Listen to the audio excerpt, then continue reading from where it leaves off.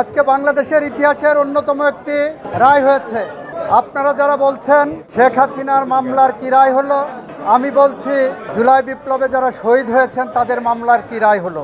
আমরা বলতে চাচ্ছি জুলাই বিপ্লবে শহীদদের মামলায় শহীদরা ন্যায় বিচার পেয়েছেন, রাষ্ট্র ন্যায় বিচার পেয়েছে, প্রসিকিউশন পক্ষ ন্যায় বিচার পেয়েছে।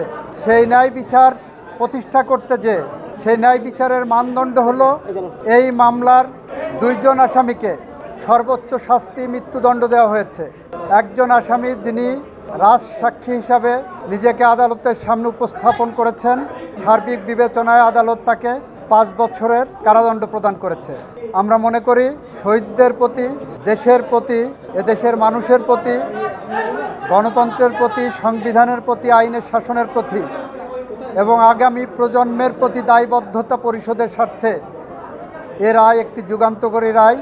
এই রায় প্রশান্তি আনবে, এ রায় ভবিষ্যতের জন্য একটি বার্তা।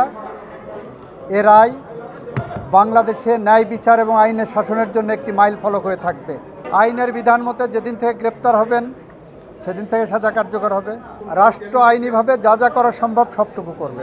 এই মামলায় শহীদদের পরিবারকে, আহতদেরকে ক্ষতিপূরণ দেওয়ার জন্য একটা নির্দেশনা আদালত দিয়েছেন। শেখ হাসিনা এবং আসাদুজ্জামান খান কামাল সাহেবের বাংলাদেশে তাদের সমস্ত সম্পত্তি ক্রোক করা হয়েছে, বাজেয়াপ্ত করা হয়েছে। তবে এই মামলার মর্ম থেকে রায় বাস্তবায়ন আইনি পথেই হবে, আইনসঙ্গতভাবেই হবে। বেআইনি বা আইনসঙ্গত নয় এরকম কোনো পথ সরকার অবলম্বন করবে না। পলাতক থাকা অবস্থায় আপিল করার সুযোগ বাংলাদেশে না বিশ্বের কোনো দেশে আছে বলে আমার জানা নাই। বাংলাদেশ সরকার আইনসঙ্গতভাবে যত রকম পদক্ষেপ আছে সবগুলো নেবে বলে আমরা মনে করি। সরকারের হাতে রায়ের কপি যাওয়ার পর সরকার এই রায় কার্যকর করার জন্য কোথায় রায়ের কপি পাঠাবেন, কি পদক্ষেপ নেবেন, সরকার এটা আইনি পর্যালোচনা করে সেটা নেবে। খবরের কাগজ, নিখাত, নির্ভীক, নিরপেক্ষ।